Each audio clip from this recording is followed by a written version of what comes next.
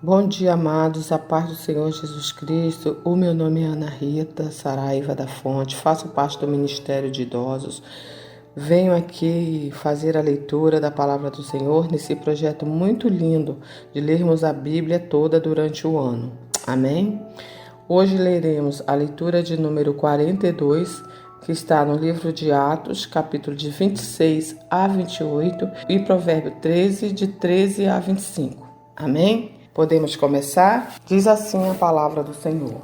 Atos, capítulo 26. Depois Agripa disse a Paulo: Permite-se-te que te defendas. Então Paulo, estendendo a mão em sua defesa, respondeu: Tenho um por venturoso, ó rei Agripa, de que perante ti me haja hoje de defender de todas as coisas que sou acusado pelos judeus. Normalmente, sabendo eu que tens conhecimento de todos os costumes e questões que há entre os judeus, pelo qual te rogo que me ouças com paciência. A minha vida, pois, desde a mocidade, qual haja sido desde o princípio em Jerusalém e entre os da minha nação, todos os judeus a sabem. Sabendo de mim desde o princípio, se quiseres testificar, que conforme a mais severa seita na nossa religião vivi fariseu. E agora, pela esperança da promessa que por Deus foi feita aos nossos pais,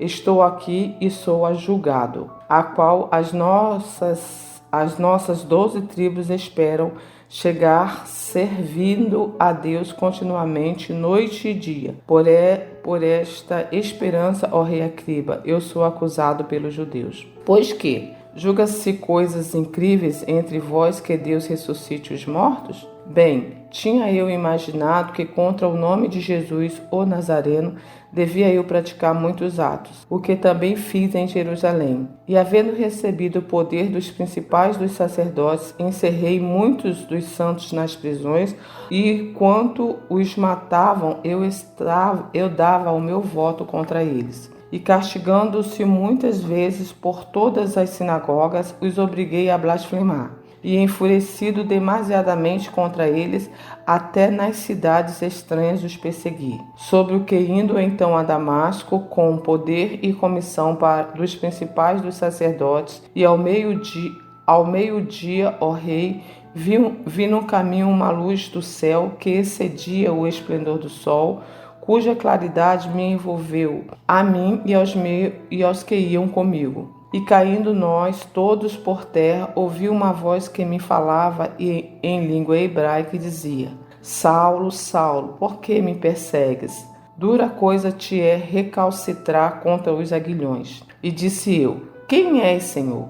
E ele respondeu: Eu sou Jesus a quem tu persegues. Mas levanta-te e põe-te sobre os teus pés, porque te apareci por isto, para ter por ministro e testemunha, dando tanto as coisas que tem visto, como aquelas pelas quais te aparecerei ainda, livrando-te deste povo e dos gentios, a quem agora te envio, para lhes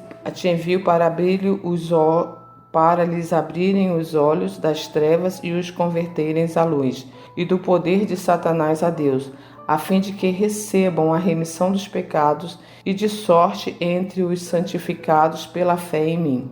Pelo que ó rei Agripa, não fui desobediente à visão celestial.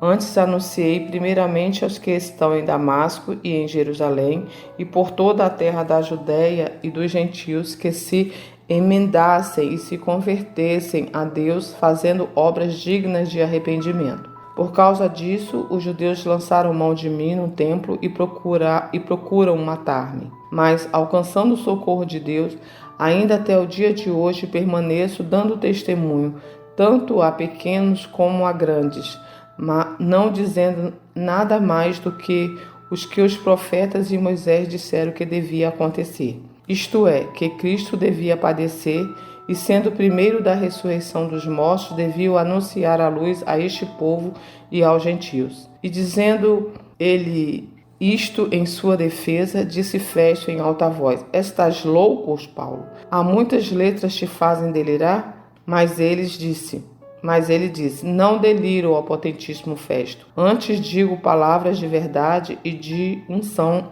e de um são juízo. Porque o rei, adiante de quem falo com ousadia, sabe estas coisas. Pois não creio que nada disso lhe é oculto, porque isto não se faz em qualquer canto. Crês tu nos profetas, ó rei Agripa? Quem bem sabe que crês. E disse Agripa a Paulo: pouco me queres persuadir que me faça cristão? E disse Paulo: prover a Deus que por pouco ou por muito, não somente tu, mas também todos quanto hoje me estão ouvindo, se tornasse tais quanto eu, exceto estas cadeias. Dizendo ele isto, se levantou o rei e o governador e Berenice e os que com eles estavam assentados. E apartando-se dali, falavam uns aos outros, dizendo: este homem nada fez digno de morte ou de prisões. E Agripa disse a Festo: bem podia soltar-te este homem, se não houver apelado para César. 27. Como se determinou que havia de navegar para a Itália, entregaram Paulo a alguns dos presos a um centurião por nome Júlio da corte Augusta. E embarcando nós em um navio a Tramitino, partimos navegando pelos lugares da costa da Ásia, estando conosco Aristarco, macedônio da Tessalônica.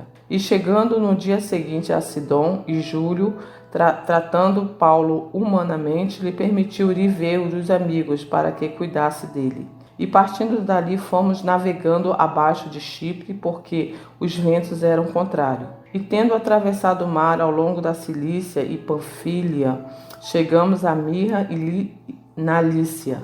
Achando ali um centurião, um navio de Alexandria que navegava para a Itália, nos fez embarcar nele. E como por muitos dias navegássemos vagarosamente, havendo chegado apenas de fronte a Cnido, não nos permitindo o vento ir mais adiante, navegamos abaixo de Creta junto a Salmona.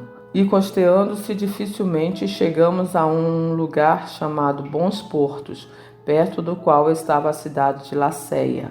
Passando muito tempo e sendo já perigosa a navegação, pois também o jejum já tinha passado, Paulo os admoestava, dizendo-lhes: varões, vejo que a navegação há de ser incômoda e com muitos danos, não só para o navio e a carga, mas também para a nossa vida. Mas o centurião cria mais no piloto do que no mestre do que no que dizia Paulo. E como aquele porto não era cômodo para invernar, os mais deles foram de parecer que partissem dali para ver se podia chegar a Fenice, que é um porto de Creta, que olha para a banda do vento da África e do Coro a invernar ali. E soprando o vento sul brandamente lhe pareceu terem já o que desejava, fazendo-se de vela, foram de muito perto, costeando a Creta. Mas, não muito depois, deu nele um pé de vento chamado Euroaquilão, e sendo o navio arrebatado, e não podendo navegar contra o vento, dando de mão a tudo, nos deixamos ir à toa. E correndo abaixo de uma pequena ilha chamada Cauda, apenas podemos ganhar o batel. E levando este para cima, usaram de todos os meios, cingindo o navio e temendo darem as costas a Sirte, amainadas de velas, assim foram à toa. Andando nós, agitados por uma veemente tempestade, no dia seguinte aliviaram o navio. E ao terceiro dia, nós mesmo, com as próprias mãos, lançamos ao mar a armação do navio. E não aparecendo havia já muitos dias nem o sol nem as estrelas, e caindo sobre nós uma não pequena tempestade, fugiu-nos todas as esperanças de nos salvarmos. Havendo já muitos que se não comia, então Paulo, pondo-se em pé no meio deles, disse: fora na verdade razoável, varões, ter me ouvido a mim e não partir para a Creta, e assim evitariam este incômodo e esta perdição.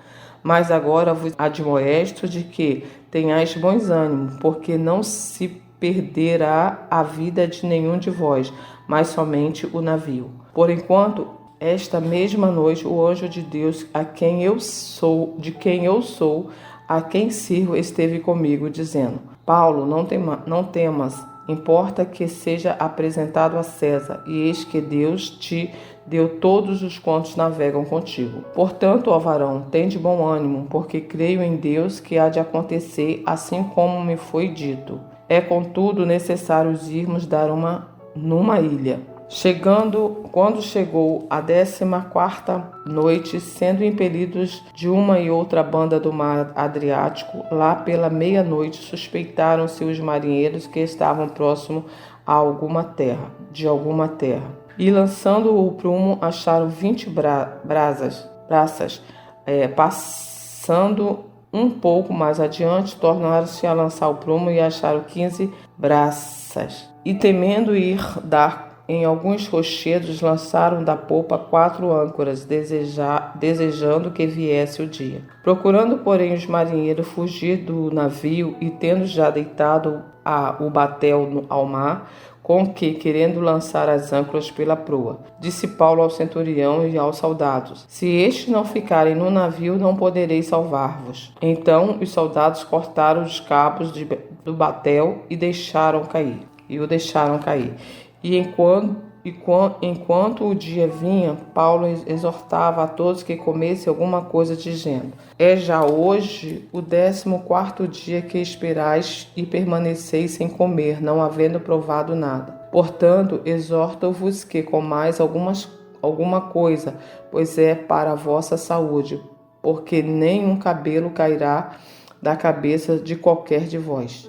E havendo dito isso, tomando o pão, deu graças a Deus na presença de todos, e partindo-o começou a comer. E tendo já todos bom ânimo, puseram-se também a comer. E éramos ao todo no navio 276 almas. Refeitos com a comida, aliviaram o navio, lançando o trigo ao mar. E sendo já dia, não reconheceram a terra, enxergaram-se, porém, uma enseada que tinha praia e consultaram-se sobre se deveria encalhar nela o navio. Levantando-se as âncoras, deixaram-nos ir ao mar, largando também as amarras do leme e, alcançando a vela maior ao vento, dirigiram-se para a praia. Dando, porém, num lugar de 2 mares, encalharam-se ali o navio. E fixa a proa ficou imóvel, mas a popa abria-se com a força das ondas. Então a ideia dos soldados foi que matassem os presos para que nenhum fugisse escapando a nado. Mas o centurião, querendo salvar a Paulo, lhe enturvou este intento e mandou que os que pudessem nadar se lançassem primeiro ao mar e se salvassem em terra, e os demais uns em taubas e outros em coisas do navio. E assim aconteceu que todos chegaram à terra a salvo. 28. Havendo escapado então, souberam que a ilha se chamava Malta, e os bárbaros usaram conosco não de pouca humanidade, porque acendendo uma grande fogueira, lhe recolheram a todos por causa da chuva que caía e por causa do frio. E havendo Paulo ajuntado uma quantidade de vides e pondo-as no fogo, uma víbora, fugindo do calor, lhe acometeu a mão. E os bárbaros, vendo-lhe a víbora pendurada na mão, diziam uns aos outros: certamente este homem é homicida, visto como, escapando do mar, a justiça não o deixa viver.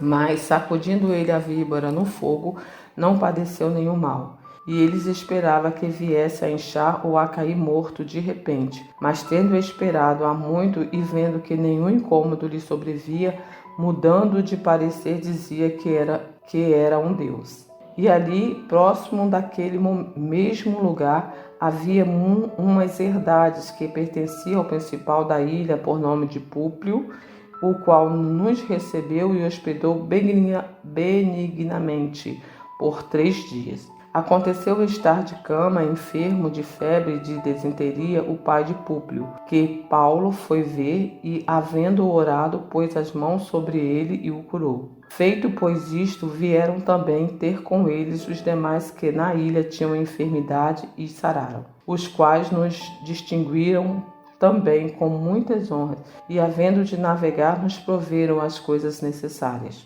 3 meses depois, partindo no navio de Alexandria, que invernara ali na ilha, a qual tinha por insígnia Castor e Pólux, e chegando a Siracusa, ficamos ali 3 dias, onde, indo costeando, viemos a Régio, e soprando um dia depois um vento sul, chegamos no segundo dia a Puteoli, onde, achando alguns irmãos, nos rogaram que por 7 dias ficássemos com eles. Depois nos dirigimos a Roma. E de lá, ouvindo os irmãos novas de nós, nos saíram ao encontro à praça de Ápio e às 3 vendas. E Paulo, vendo-os, deu graças a Deus e tomou o ânimo. E logo que chegamos a Roma, o centurião entregou os presos ao general dos exércitos, mas a Paulo se lhe permitiu morar por sua conta com um soldado que o guardava. E aconteceu que 3 dias depois Paulo convocou os principais dos judeus e junto eles lhe disse: Varões e irmãos, não havendo eu feito nada contra o povo ou contra os ritos paternos, vim contudo preso desde Jerusalém, entregue nas mãos dos romanos, os quais, havendo-me examinado, queriam soltar-me, por não haver em mim crime algum de morte. Mas, opondo-se os judeus, foi-me forçoso apelar para César, não tendo, contudo, o que acusar a minha nação. Por esta causa vos chamei para vos ver e falar, porque pela presença de Israel estou com esta cadeia. Então eles lhe disseram: Nós não recebemos acerca de ti alguma carta da Judeia, nem veio aqui algum dos irmãos que nos anunciasse ou dissesse de ti mal algum. No entanto, bem que quiséramos ouvir de ti o que sentes, porque quanto a esta seita, notório nos é que em toda a parte se fala contra ela. E, havendo-lhe eles assinalado o dia, muitos foram ter com eles à pousada, aos quais declaravam com bom testemunho o reino de Deus e procurava persuadi-los à fé de Jesus, tanto pela lei de Moisés como pelos profetas, desde pela manhã até a tarde. E alguns criam nos que diziam, mas outros não criam. E como ficaram entre si discordes, se despediram-se, dizendo: Paulo, esta palavra. Bem falou o Espírito Santo aos nossos pais pelo profeta Isaías, dizendo: Vai a este povo e dizeis: de ouvido ouvires e de maneira nenhuma entendereis, e vendo vereis e de maneira nenhuma percebereis. Por enquanto o coração deste povo está endurecido, e com os ouvidos ouviram pesadamente e fecharam os olhos, para que nunca com os olhos vejam, nem com os ouvidos ouçam, nem de coração entendam, se convertam, e os cures. Seja-vos, pois, notório que esta salvação é de Deus é enviada aos gentios, e eles a ouvirão. E havendo ele dito isto, partiram os judeus, tendo entre si grande contenda. E Paulo ficou 2 anos inteiros na sua própria habitação que alugara, e recebiam todos quanto vinham vê-lo, pregando o reino de Deus e ensinando com toda a liberdade as coisas pertencentes ao Senhor Jesus Cristo, sem impedimento algum. Agora vamos para Provérbio 13, de 13 a 25. A palavra do Senhor diz assim, Provérbio 13, de 13 a 25. O que despreza a palavra perecerá, mas o que teme o mandamento será galardoado. A doutrina do sábio é uma fonte de vida para desviar-se dos laços da morte. o bom entendimento da graça, mas o caminho dos prevaricadores é áspero. Todo prudente age com conhecimento, mas o tolo espraia a sua loucura. Um mau mensageiro cai no mal, mas o embaixador fiel é saúde. Pobreza e afronta virão os que rejeitam a correção, mas o que guarda a repreensão será venerado. O desejo que se cumpre deleita a alma, mas apartar-se do mal é abominação para os loucos. Anda com os sábios e serás sábios, mas o companheiro dos tolos será afligido. O mal perseguirá aos pecadores, mas os justos serão galardoados com o bem. O homem de bem deixa uma herança aos filhos dos seus filhos, mas a riqueza do pecador é depositada para o justo. Abundância de mantimento há na lavoura dos pobres, mas alguns há que se consomem por falta de juízo. O que retém a sua vara aborrece o seu filho, mas o que o ama a seu tempo o castiga. O justo come até que a sua alma fique satisfeita, mas o ventre do ímpio terá necessidade. Amém, Senhor. Pai amado, Pai bendito, muito obrigada, Senhor, pela leitura dessa sua palavra maravilhosa. Muito obrigada porque na equipe daqueles que eram gentios, Pai, nós fomos alcançados pela tua palavra que foi pregada. Muito obrigada porque nós fomos enxertados na videira verdadeira, Pai, e hoje estamos aqui sendo separados para Ti, escolhidos pelo Teu Espírito Santo para que pudéssemos habitar em Jesus Cristo, no Senhor. Obrigada, meu Pai, porque somos, ó Pai, separados para sermos justos e justificados pelo sangue precioso de Jesus. Agora, Senhor, eu te peço que o Senhor nos dê um dia abençoado na Tua presença. Que o Senhor nos livre de todos os males, a todos os ouvintes desta palavra e todos os familiares deles aqui representados, meu Pai. Muito obrigada pelo Teu amor, pela Tua salvação. Muito obrigada, Senhor, pelo zelo que o Senhor tem para nossas vidas todos os dias. E em Tua presença eu te peço, meu Pai, que o Senhor faça resplandecer a Tua luz em toda a nossa vida, para que o Seu nome seja glorificado em nós. Muito obrigada por tudo, em nome de Jesus. Amém e amém.